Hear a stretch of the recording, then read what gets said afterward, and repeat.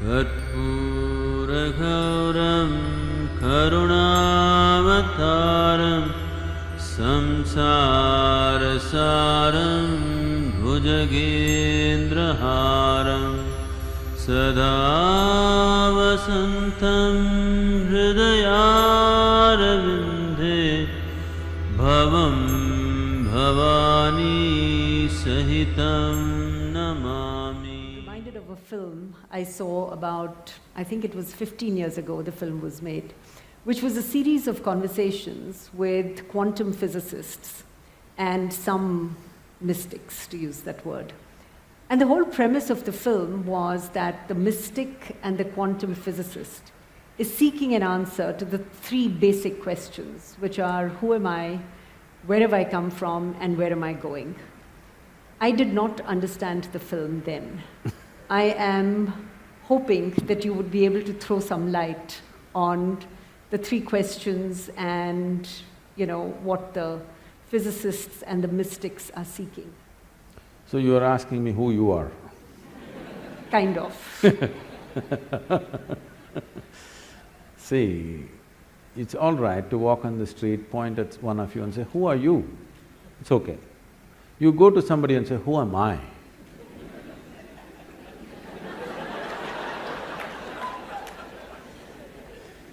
This happened in the Cincinnati airport. People had lined up to check in at the check-in counter. One man came briskly, jumped the line, went straight to the counter and thrust his ticket. The lady at the counter said, "Sir, there is a line, please." She said, "No, I'm in a hurry." Well, she said, "Everybody's in a hurry, you're all getting on the same plane, so please stand in the line." Then he raised his voice, "Do you know who I am?" She looked at him, promptly picked up the microphone and said, "There is a man here who does not know who he is, can somebody help him?"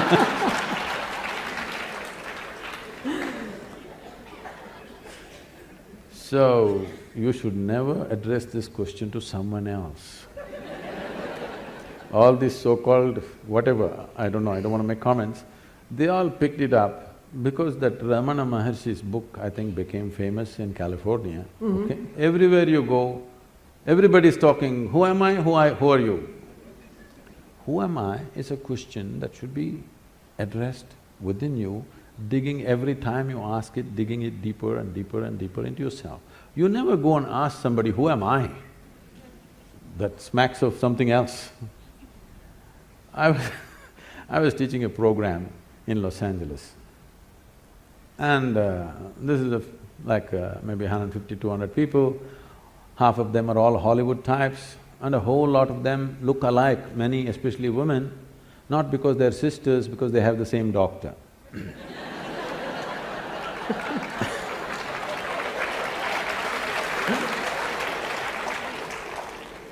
And I'm teaching them an extremely simple process that they need to do every day, which is just 21 minutes, extremely simple. Just that. They're saying, "Sadhguru, you're teaching us all these things." But Ramana Maharshi said, "You don't have to do anything." Oh, Ramana came all this way from Tiruvannamalai. I said, "Yes, he is absolutely correct. You don't have to do anything." And he did nothing. He simply sat in one place like this, 14 years.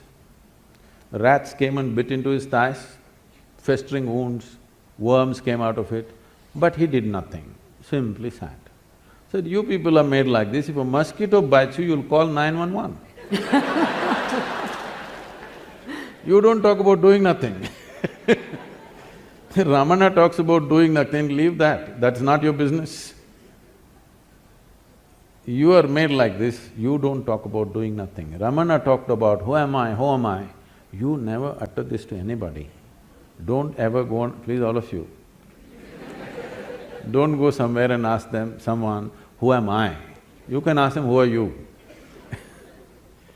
So, who am I is not even a question that you need to articulate. When I just said, the more you know about it, the better you can exist here. Not necessarily, don't always think about a human being like he's some kind of a machine, how much he has to produce, there's no such thing. But how he exists is important. When you sit here, how are you within yourself is important. What you wear may be socially important. What you drive may be important somewhere else. What kind of home you live in may be important for some other reason. But existentially, there's only one thing important. How are you within yourself? Are you pleasant or unpleasant every moment of your life? In 24 hours, how many moments of pleasantness, how many moments of unpleasantness, and how much support does it need to keep you pleasant? That's a question. Right now, in pursuit of human well-being, we've ripped the planet apart and still well-being is not happening. Comfort has happened, convenience has happened, well-being for sure has not happened, isn't it? As a generation of people, we are the most comfortable generation ever. Never before anybody could even imagine these things. But we cannot say we are the most joyful or blissful or ecstatic generation, no. Are we worse than others? I don't believe so. Every generation, same nonsense. Some people lived fantastic within themselves, others went through all the nonsense they had to go through. This is not because of what's happening to them. See, there are two kinds of suffering. Physical pain can happen to you because somebody may cause something to you, somebody is no food, you're in a war zone or somebody is poking you. I'm asking all of you, in the last 25 years, how many times it happened to you, somebody took a knife and poked you? For most of you, it didn't happen. Maybe when you're in your school, somebody poked you with a pin at the most, or you were not even worth that, nobody poked you. They simply poked fun. Huh? They simply poked Whichever. fun at you. Physically, how many times suffering entered you from outside? Very, very minimal. Rest is all self-help. You know, in Tamil Nadu, the government has a scheme, Namaka Name. Namake Nave, it means. That means people are on self-help, busy, causing suffering to themselves daily. Sit, stand, whatever happens. So you will see people, most of them are driving their dream machines on Bangalore streets, all right? How many are driving joyfully? If the traffic light takes 10 more seconds, they're freaking in their dream machine. Is it not a blessing that you bought this dream machine after working for whatever number of years? Why don't you… The traffic is making sure you stay in your dream machine for a little longer. What's your problem?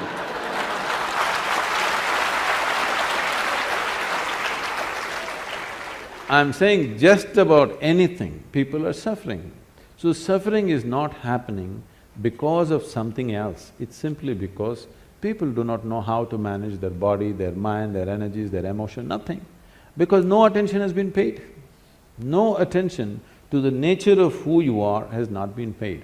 So who you are, who am I, question is entirely internalized question, never to be uttered, never to be written down. Unfortunately, somebody printed it and the whole world is talking, who am I, who am I? Oh, this is okay if you are an inpatient. If you're an inpatient in NIMHANS, you ask, who am I? That's allowed. That's allowed. If you're out on the street, you are not allowed to ask, who am I? You get me? You've also talked about… No, there were other two questions in that. Yes. Yes. I'm waiting for those. Where are you going? There's only one way to find out, you must go and see. As I was saying just now, some things are best known only by experience. People want to know, after my death, what will happen? I tell them, you must know by experience. Are you ready? No, then don't worry, wait. Where did I come from? See, essentially what you're asking is, all three questions put together, you're asking, what is the nature of my existence? Yes. Am I this body? Am I this? Am I that? What am I? What is the nature? Because whichever way you look at it, you can prove I'm that. Because for everything there is some substance. You can prove yourself to a woman, you say I'm not this, I'm a human being, you can say I'm just a piece of life, you can say I'm God, somebody may think you're something else, doesn't matter, but for everything there is some substance. So you can argue for it. But that's not the point. Really, what is the nature of your existence? Don't take this as some kind of a great philosophical or spiritual question, please see it as a practical thing. If you want to know how to use this camera well, the more you know about it, the better it is. You agree with me? Hello? Yes. Similarly, if you want to use this human being properly, the more you know about it, the better it is. So self-realization is a very practical thing, not an esoteric thing. What you think is esoteric is all the things that you don't have an understanding of. You want to make it esoteric or you want to make it mystical. Let's understand this word mysticism or mystical. Anything that you don't understand will look mystical to you, isn't it? Suppose you don't know what's electricity, you have no concept of that. Now, I press something here, boom, lights come on. Very mystical for you, isn't it? See, if I just had a light bulb 1,000 years ago, I could have claimed I'm God and it would have worked.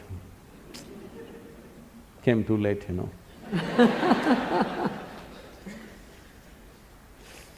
So, the more you know about it, the better you will live. This is not something that you seek at the end of your life. This should be the first step of your life, if you value your life. Yes? Yeah. Knowing this should be the first step of your life. Very beginning of your life, this question should be asked. Can I tell you a story? Please. There was a bishop in the Greek Catholic order. The Greek Orthodox Church believes they are the only real Christians, others are not really Christians.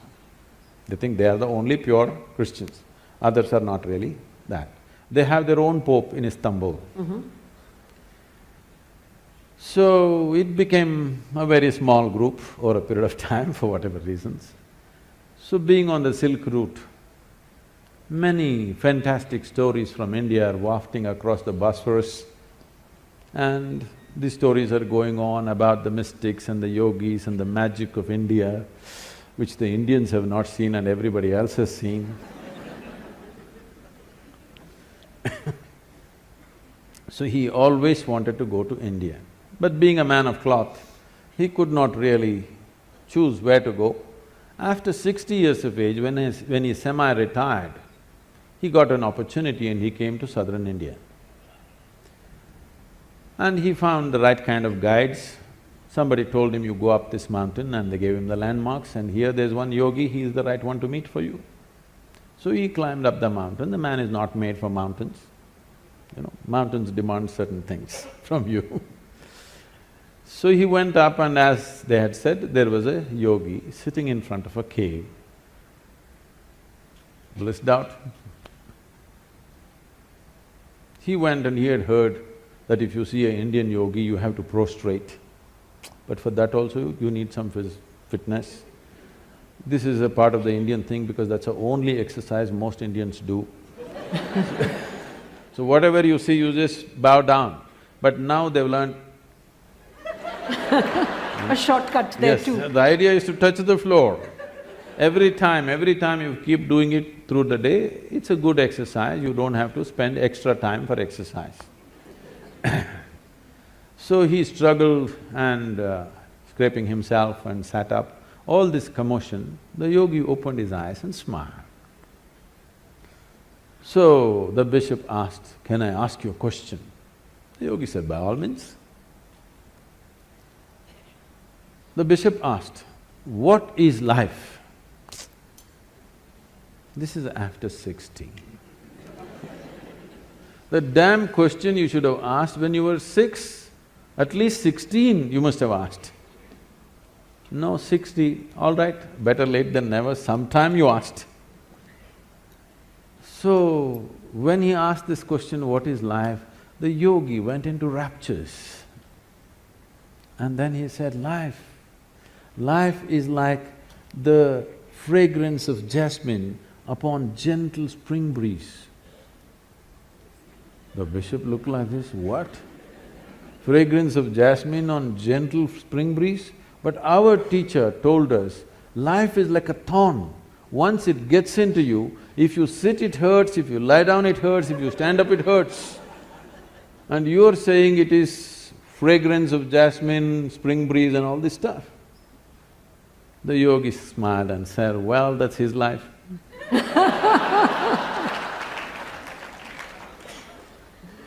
So, we have never paid attention to the most important dimension of who you are.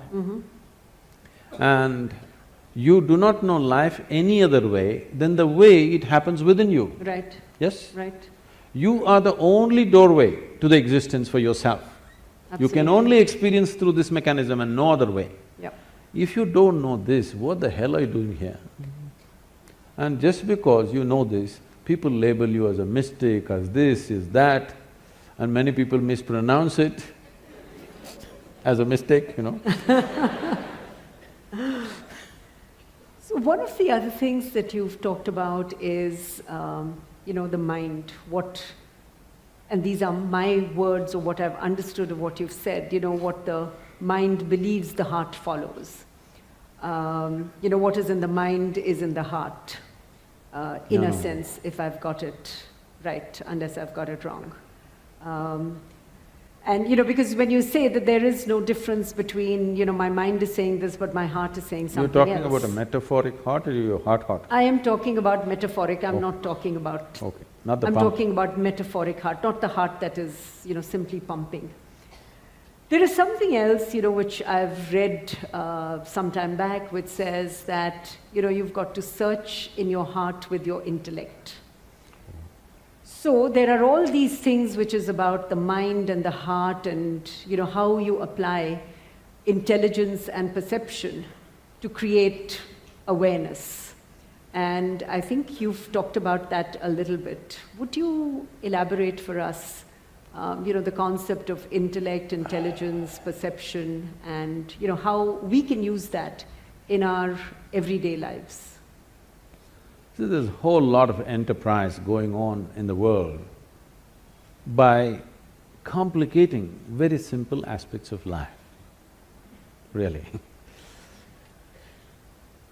If you complicate something with incomprehensible words, and if you have a lot of words to do it, then you will seem profound, because anyway nobody can understand what the hell it is. So searching your heart with your intellect,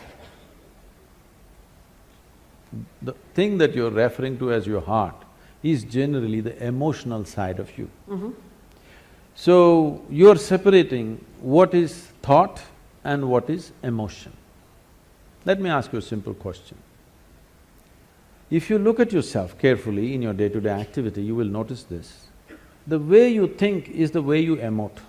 Right now, if I think you are such a wonderful person, I will have sweet emotions towards you. Which I hope you're thinking. This is not a confession. If I think she is horrible, I'll have nasty emotions towards you. Right. I cannot think you're wonderful and have nasty emotions towards you. I cannot think you're horrible and have sweet emotions towards you. It is impractical and it's not possible. People act those things and it never works. People, I hate her but I'll be nice to her, they will go like this and do like this. Have you seen this happening? Yes. Nice things are done in a horrible way. Right, right, right. It is happening in families, among friends, whatever. Nice Sure. things are done in such a horrible way. If you want to do something horrible, just do something horrible at least. Don't spoil the nice things in a horrible way. So, now, the question is just this. Thought and emotion, are they same or are they two different realms? They are not. Thought is agile. See, today I can think, right now I think you're wonderful. Just next moment you did something I don't like, I think you're horrible. My thought immediately changes because it's agile. But my emotion is sappy. It'll take 3 days, it'll struggle and slowly turn around. It has a larger turning arc, but after 3 days it'll come my way. For some people it's 3 days, some people 3 months, but they will turn around, isn't it? Yes or no? The way you think is the way you feel, there is no other way. It is also true the way you feel is the way you think also. It depends which is more dominant in you. In a person, if emotion is forefront, the way they feel is the way they think. If thought is forefront, the way they think is the way they feel. You can't think one way and feel another way. That only happens temporarily, for some time, but emotion will catch up. So Sadhguru, what is a creative mind? Oh. How big an answer do you want? As big as you want it. See, the English word mind doesn't say anything. Because it's just one generic word which does not describe different dimensions of what the mind is. Mind is not just one something sitting here and doing something, okay? There is really no such thing as mind. In the yogic culture, there is no mind. There is a physical body, there is a mental body. Because what you're calling as mind right now is a certain combination of memory and intelligence. There is memory in your body, more memory in your body than you can imagine. If I have to get at you again, it's okay, I'm picking on you, okay? You definitely don't remember how your great-great-great-great-great-grandmother looked like, but her nose is sitting on your face right now. Yes? Yes. You don't remember a thing consciously, but your body remembers 100%. How 10 generations ago your grandmother was, your body still remembers. 1,000,000 years ago how your forefathers were, your body remembers, isn't it? It's not forgotten and it's not going to forget. Your mind is not capable of this kind of memory. Your body has 1,000,000,000,000 times more memory than your so-called brain. This whole shift towards the brain and intellectual process is a European malice. They gave too much significance to thought. This has happened because they lived under a subjugated society, religiously subjugated society where you're not supposed to think anything except what's written in some book, otherwise you're dead. They lived like this for a long time. Because of this, when they got little freedom to think and manage to live, they started celebrating their thought too much. Let's understand the context of thought. You can only think from the data that you already have gathered. That means you can never think anything new. You can recycle it, you can rehash it, you can produce permutations and combinations of it, but you cannot think something absolutely new. It is not in the nature of the thought to come up with something new. It can only recycle the past. That means if you dedicate yourself to your thought process, if you enshrine your thought process, you're ensuring nothing new ever happens in your life. So thought need not be celebrated like this. That's why in this culture, thought has never been given so much significance. What you think is your psychological drama. We don't think much about that because it's your drama is important for you, somebody else's drama, it's important for them. Everybody thinks their drama is the most important drama in the universe. This is everybody's experience because they're so identified with their own psychological drama. This psychological drama should not determine the nature of your life because this is just a small happening compared to the life process. Life is a much deeper intelligence than intellect. We can look at… the yogic system looks at the mind as 16 parts.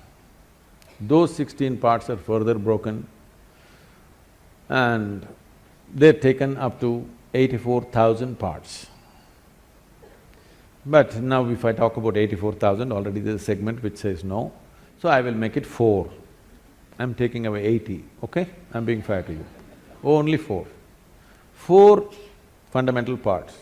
One is the intellect, which we have in modern world, in today's world, we are unnecessarily giving too much significance to intellect and we will pay an enormous price for this.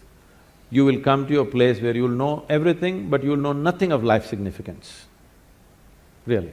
Today you will see this happening to children. For the first time, this generation you see, 10, 11-year-old or 12-year-old children, they look bored. When you were 10, 11, you did not know what is boredom, it was not possible. It was too exciting to be alive and looking around. You will see 10, 12-year-old children all looking bored because they've seen the cosmos through their phone screen.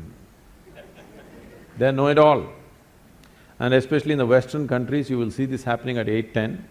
They're really bored, you will see in the school buses, they're all sitting on… bored. Because by the time you're 12, you already had one love affair, you know what is a break, you know how to all this recover from that, you tasted alcohol, you've seen this, probably you've gone into all kinds of physical things, and you know the cosmos. What more? By the time you're 15, there's really no purpose for you to exist for many of them. You should not be surprised if this culture continues. I'm not saying this is a prediction, it is something that I see beginning to happen. In another 50 or 100 years' time, if 25 to 50% of the people commit suicide, you should not be surprised because life needs some exuberance. If too much information happens to you without experience, that exuberance will be gone and a false sense of knowing becomes so strong in you. This is the danger of intellect, because intellect wants to dissect everything. Intellect is like a scalpel, the sharper it is, the better it is, it wants to dissect and know.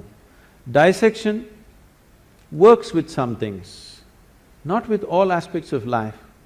If you want to know the poor frog, you remember? The poor frog that you crucified and cut, and great knowledge you acquired from all that torture is unbelievable. How much knowledge you know. For the torture that frog went through, how much knowledge you have acquired is quite unbelievable. All that you got to know. Now you got interest, suddenly you got interested, the mother that you had ignored, you want to know your mother today. Please get yourself a sharp knife, start the dissection.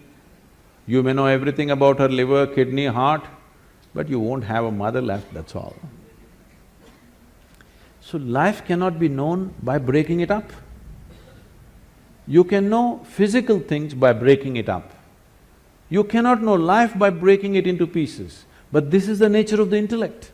The whole modern science has evolved from human intellect.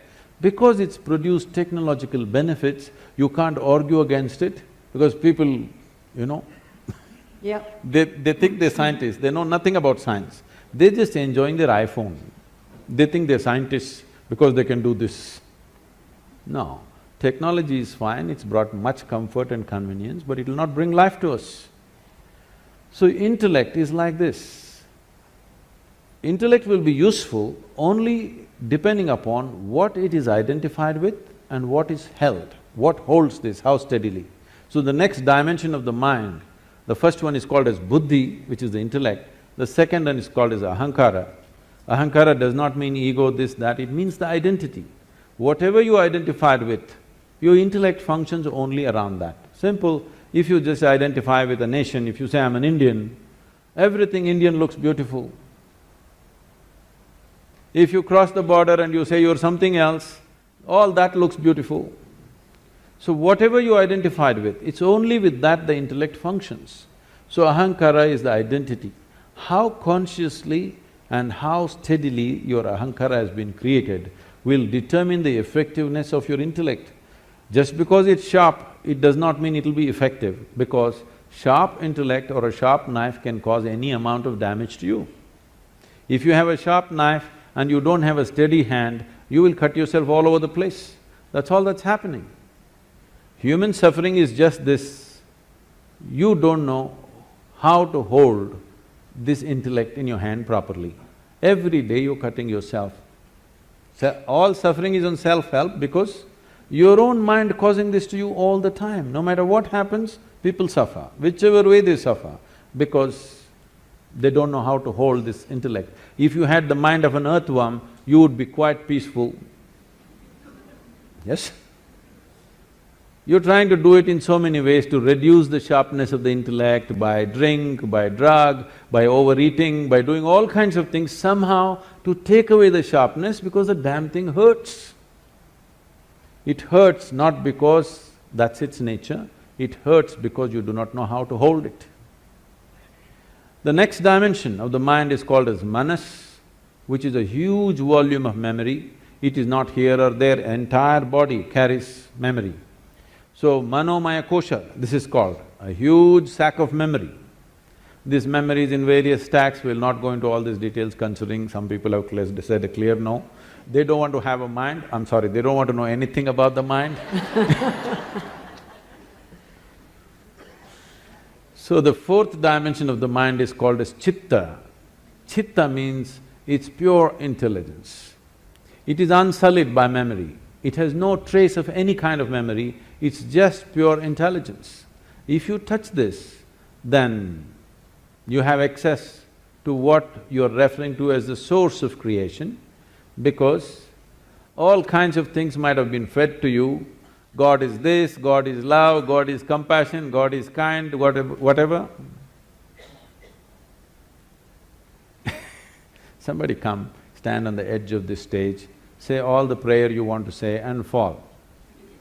Let me see whether compassion happens to you or a cracked bone happens to you. I would like to check, all right? All these things have been made up because whatever somebody is deprived of, they will attribute that quality to their idea of God. Your ideas of God have come only because you do not know how this whole creation happened. Because you don't have an answer, you made it up. Because you're a human being, you said a big human being is sitting up there. Oh, how can you do all this? If somebody asks, he has 10 hands, so he does lot of things, not like you. Whatever, it's all right for children. But essentially because you do not know how creation happened, you are coming up with explanations. So that which is the source of creation, don't believe what I say, what anybody says. Pay attention to one piece of creation. Just take a flower, pay attention to this, pay an attention to a leaf or an atom or an ant. All you will see is phenomenal intelligence beyond anything you can imagine, yes? But nobody told you God is intelligence. But this culture has said this to you in many ways. They told you Chidakasha, Chidambara and so many things to tell you if you touch your chit, the whole existence becomes yours. Everything that's worth knowing is right here because you have access to the source of creation. So these are the four dimensions of your mind. Unfortunately, the modern education thinks by just feeding information and keeping the intellect reasonably sharp, everything is going to happen. No. You will rip this planet apart looking for well-being. You may lose the planet, or you may manage to go to another planet and start your work again there. But well-being will not happen. If well-being has to happen, you have to dig a little deeper into this one, otherwise, no.